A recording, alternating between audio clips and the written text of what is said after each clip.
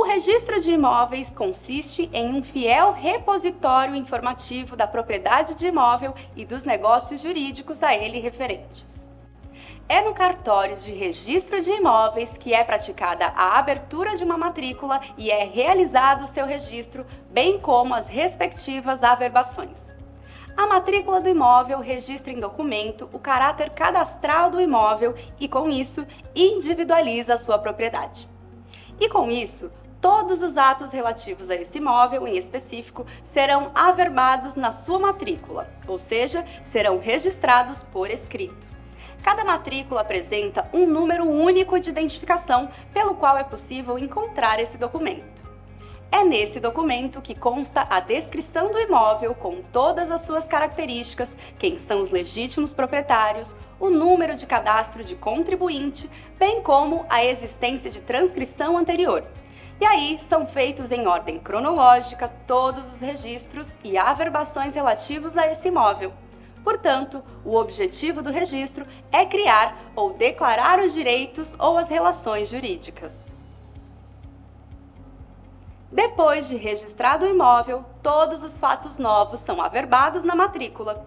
Isso significa que o registro é a criação de direitos e relações jurídicas. Já a averbação é a modificação desse registro, seja pela alteração ou correção de informações, ou ainda pela sua extinção. É importante esclarecer que não é qualquer tipo de informação que pode ser inserida na matrícula de um imóvel. Seja para registro ou para averbação, apenas são permitidos praticar os atos previstos em lei. A lei autoriza a averbação de dados e informações que, de alguma forma, alterem os dados da matrícula, não precisando demonstrar a existência de lei específica que determine essa averbação. No livro de registro geral, consta a abertura da matrícula para cada imóvel, bem como suas respectivas averbações. Este livro, na prática, é substituído por fichas para facilitar o manuseio. O lançamento de um registro é precedido pela abreviatura R e o de averbação pelas letras AV, seguidos do número da ordem do ato e da matrícula. É importante deixar claro que os registros e averbações realizados no cartório de registro de imóveis são realizados respeitando os princípios do direito registral imobiliário. Pelo princípio da unidade de matrículas, fica determinado que cada imóvel somente tenha uma única matrícula, assim como que cada matrícula se refira somente a um único imóvel. Pelo princípio da concentração, tudo o que diga respeito ao imóvel deve estar centralizado na sua matrícula. Pelo princípio da presunção ou força probante, os registros são dotados de força comprobatória e gozam de sua presunção de veracidade, tudo até que, eventualmente, se prove o contrário. Pelo princípio da fé pública, o adquirente, dotado de boa-fé, fica protegido, estabelecendo a lei uma presunção jurídica em seu favor, a partir da fé pública quanto àquilo que é praticado pelo cartório. Pelo princípio da prioridade, o título apresentado em primeiro lugar no cartório sempre tem prioridade para a realização dos procedimentos de registro em respeito à precedência da prenotação. Em outras palavras, quem primeiro solicita o registro tem prioridade sobre os demais solicitantes. Isso é assegurado pela prenotação no livro de protocolo existente no cartório de registro de imóveis. Aqui, cabe um exemplo para ilustrar melhor o conceito desse princípio. Temos que lembrar que, em regra geral, o prazo para registro é de 30 dias após a prenotação. Então, suponhamos que a prenotação tenha sido feita no dia 5 de abril. Nesse caso, o prazo expira em 5 de maio. E digamos que o cartório tenha realizado o registro somente no dia 20 de maio. Neste caso, o registro será datado de 5 de maio, último dia do prazo. Mas e se nesse período de 5 a 20 de maio for prenotado outro título? A preferência será dada àquele que primeiro protocolou. Outro exemplo é o caso da existência de várias hipotecas, sendo subhipotecas ou hipotecas em segundo grau, as posteriores à primeira. Independentemente da sequência de realização das hipotecas, o credor hipotecário que primeiro prenotar e fizer o registro no prazo legal torna-se o primeiro credor, e assim sucessivamente. Pelo princípio da especialidade, são requisitos da matrícula do imóvel uma série de dados que determinam a minuciosa individualização tanto do objeto do direito, ou seja, do imóvel a ser registrado, quanto dos seus sujeitos. Dentre tais requisitos estão o número de ordem e a data de realização, o nome completo, domicílio, nacionalidade e documentos de identificação dos proprietários, bem como a perfeita identificação do imóvel. Se tratar-se de imóvel rural, deve-se identificá-lo pelo seu código, dados do CCIR, denominação, características, confrontações, localização e área. Se for imóvel urbano, deve-se identificá-lo pelas características e confrontações, localização, área, logradouro, número e designação cadastral, assim como são inseridos outros dados que garantam a identificação incontestável do imóvel e dos sujeitos. Pelo princípio da legitimação ou da qualificação registral, fica estabelecido o dever do oficial de analisar as eventuais nulidades absolutas no título levado ao registro, ou seja, aquilo que pode tornar esse registro nulo e, portanto, sem valor. Isso significa que o oficial deve verificar a existência de vícios extrínsecos do negócio. Um vício é um defeito ou uma imperfeição, ou seja, algo que esteja errado. Extrínseco é algo que não pertence à essência de algo. Portanto, um vício extrínseco é um defeito ou imperfeição que não diz respeito ao negócio em si, mas diz respeito ao procedimento de seu registro. Um bom exemplo de um vício extrínseco ao registro de um imóvel seria um registro efetuado por um cartório incompetente, ou seja, por um cartório que não seja da circunscrição do imóvel. Ainda que isso não invalide o título aquisitivo, na verdade, invalida o registro em si. Pelo princípio da continuidade, é imprescindível o encadeamento de uma ordem lógica e cronológica para a prática dos atos na matrícula do imóvel. Esse princípio encontra-se expresso na LRP, Lei dos Registros Públicos, número 6.015 de 1973, nos artigos 195, 222, 223, 225 e 237, bem como no Código Civil, artigo 1245, parágrafo 1º. Trata-se da plena conexão entre os dados anteriores com os fatos posteriores. Então, a pessoa que consta no título como alienante deve ser a mesma que figura como proprietária e assim por diante. Portanto, digamos que conste em uma matrícula de um imóvel que o senhor João da Silva é solteiro. Passado um tempo, esse imóvel é transacionado e na escritura para prenotação aparece que João da Silva é casado. Pela Lei dos Registros Públicos, o oficial deve exigir comprovação do estado civil por meio da certidão de casamento. Pelo princípio da instância, o oficial de registro de imóveis deve ser provocado para sua atuação. Este profissional exerce um papel passivo, ou seja, não tem iniciativa própria. O artigo 13 da Lei dos Registros Públicos estabelece que o registrador deve atender às ordens judiciais, requerimentos escritos ou verbais do interessado e pedidos do Ministério Público quando este tiver legitimidade. Portanto, sem isso, o oficial obviamente não fará o seu trabalho. Mas o artigo 213 estabelece 4 casos específicos que autorizam o oficial a promover retificação. Quando houver omissão ou erro cometido na transposição de qualquer elemento do título, quando houver indicação ou atualização de confrontação, quando houver alteração de denominação de logradouro público comprovada por documento oficial e quando houver retificação que vise a indicação de rumos, ângulos de deflexão ou inserção de coordenadas georreferenciadas, em que não haja alteração das medidas, sejam perimetrais ou outras. Pelo princípio da publicidade, qualquer pessoa poderá solicitar uma certidão daquilo que consta nos livros da serventia. ou seja, do cartório, não havendo necessidade de justificar as razões de seu pedido. Isso somente não se aplicará nos casos em que a lei proibir expressamente. Pelo princípio da legalidade, enquanto os títulos não forem levados para registro, não geram eficácia perante terceiros, em relação aos direitos neles versados. Em outras palavras, para o caso de registro de imóveis, só é dono quem registra. Pelo princípio da disponibilidade, ganha o registro a finalidade comprobatória, publicitária e constitutiva. Com isso, e somente com isso, torna-se possível exercer o direito de dispor. O artigo 1784 do Código Civil, por exemplo, determina que, com a morte, é realizada a transmissão da herança no seu exato momento. Com essa transferência, o inventário é apenas um meio de regularizar a transmissão da propriedade.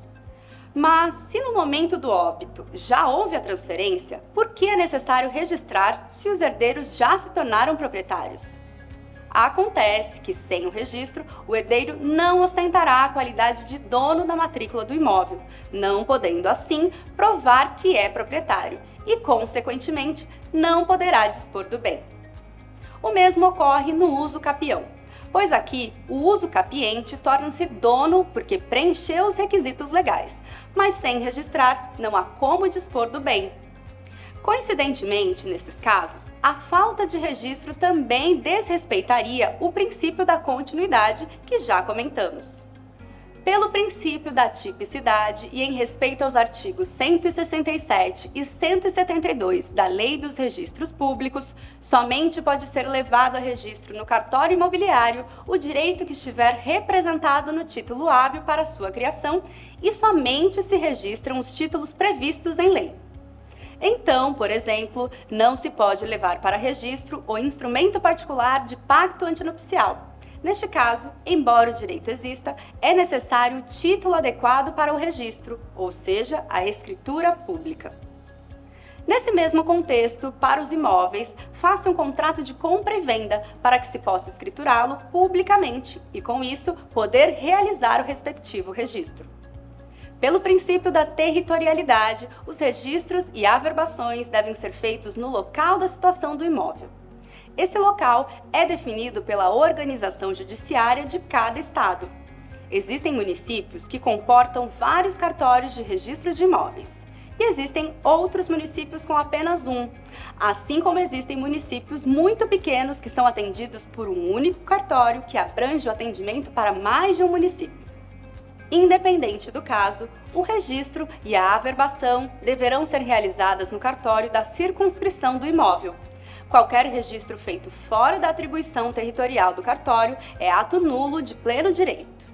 Pelo princípio da cindibilidade do título, permite-se a cisão do título levada ao registro de imóveis para que seja praticado um dos atos nele versado e não praticados os demais. Para tanto, é necessário um único título que verse sobre mais de um direito, com atribuição territorial e material na mesma serventia. Um bom exemplo é o formal de partilha, que trata de divisão patrimonial em razão de separação, havendo vários imóveis que foram partilhados entre os separandos. Nesse caso, a parte interessada pode solicitar que apenas seja registrado certo ou certos direitos, não se registrando os demais. Então, no momento da prenotação do título, deve ser efetuada a ressalva de quais direitos a parte solicita o registro. Supondo que sejam 5 imóveis da mesma serventia imobiliária, mas a parte pede que se faça o registro de apenas 2, porque não tem dinheiro para pagar todos naquele momento, por exemplo. Nesta situação, a prenotação será feita apenas em relação àqueles certos direitos. Pelo princípio da obrigatoriedade, os atos da lei são obrigatórios, ou seja, devem ser praticados os atos sob a pena de não haver constituição, modificação, extinção, comprovação, publicitação ou disponibilidade do direito.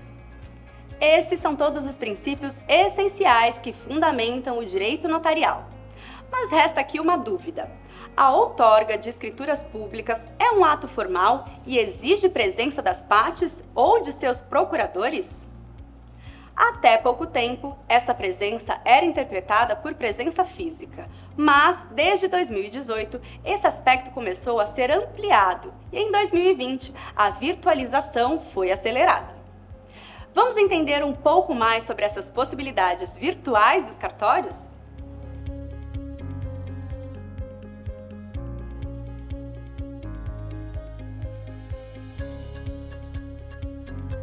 Diversos serviços de cartórios digitais já eram oferecidos desde 2018, mas foi a partir de 2020 que tanto a procura quanto a oferta foi largamente ampliada.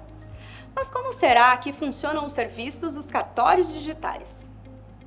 Precisamos entender a diferença entre digitalização de um documento e a digitação de um documento.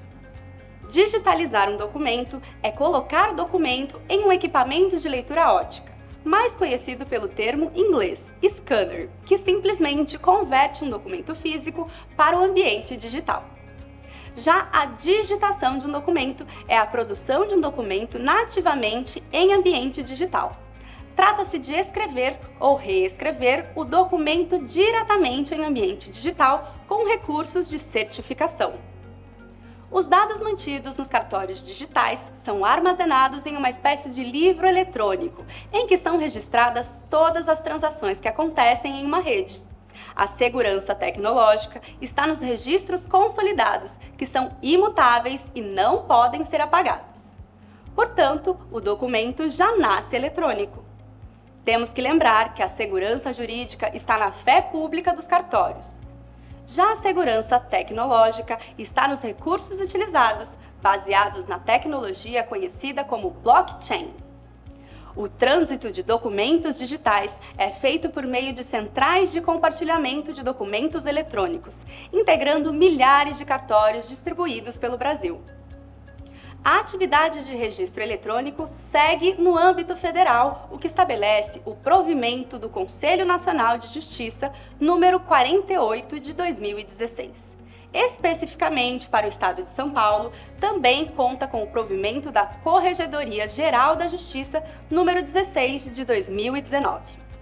Para lavrar escrituras públicas por meio eletrônico, utilizam-se videoconferência e assinaturas digitais, e o notário confere os documentos apresentados. As escrituras digitais possuem a mesma validade das escrituras assinadas de forma física e presencial. Essa é uma inovação administrativa que aprimora o serviço notarial e registral e que poderá causar impactos positivos para a economia, incluindo o setor imobiliário. O processo é bem simples. Basta acessar o canal digital do tabelionato de notas e escolher o serviço desejado, por exemplo, escritura pública.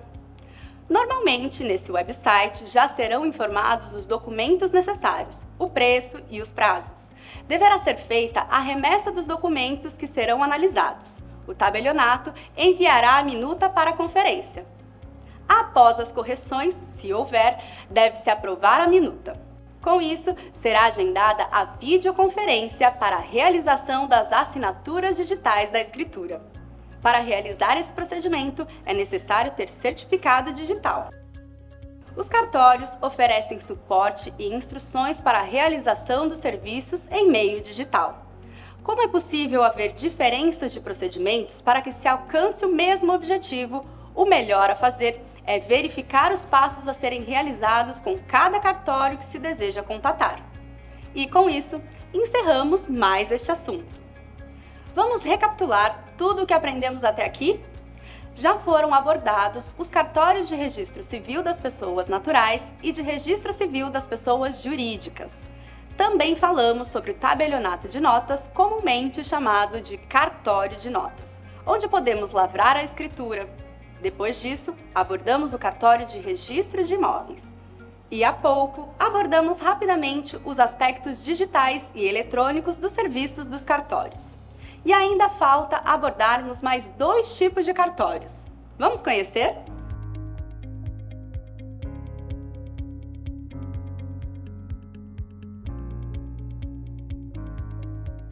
O protesto é um ato formal, ou seja, algo que segue uma forma específica, sendo destinado a comprovar a inadimplência. Por inadimplência, quer-se dizer o não pagamento ou não cumprimento de uma obrigação originada em títulos extrajudiciais. Dentre esses títulos, incluem-se cheque, duplicata mercantil, nota promissória, entre outros, bem como quaisquer documentos de dívida. Pode-se protestar uma pessoa física ou jurídica quando esta for devedora. Essa medida é protegida pela Lei nº 9.492, de 97, que estabelece o protesto como sendo ato solene e formal que comprova a inadimplência e o descumprimento de deveres gerados a partir de títulos e outras documentações de dívida. Somente o tabelião e seus prepostos designados podem lavrar o protesto, que deve ser realizado em um cartório de protesto. Para realizar o protesto, basta que o credor, que é quem tem o direito de receber o pagamento não realizado, se dirija a um cartório de protestos de títulos, levando consigo seus documentos pessoais válidos e o título original não quitado. O tabelião examinará o título, verificando seus aspectos formais e a clareza das informações. O título não pode conter rasuras, deve ter seu preenchimento, data de emissão e de vencimento corretos, bem como as assinaturas. Se tudo estiver de acordo com as exigências, o protesto é lavrado. Isso poderá ser útil tanto na esfera judicial quanto na esfera extrajudicial. Judicialmente, o protesto lavrado fornece ao credor a prova formal, revestida de veracidade e fé pública, de que o devedor está inadimplente ou descumpriu sua obrigação. Com essa prova, ele poderá tomar providências judiciais cabíveis. E extrajudicialmente, o protesto interessa principalmente a quem realiza empréstimos ou financiamentos, pois é utilizado para analisar a real capacidade econômico-financeira dessa pessoa. É nesse contexto que entra a análise feita pelos corretores de imóveis a respeito de um futuro locatário ou ainda sobre o proprietário de um imóvel a ser vendido. Uma vez que um protesto tenha sido feito, ele pode ser cancelado. Aliás, uma vez que o devedor quite sua dívida, o credor deve cancelar o protesto. Aproveitando que mencionamos o aspecto judicial, este seria um bom momento para lembrar que ainda falta abordarmos os cartórios nos tribunais.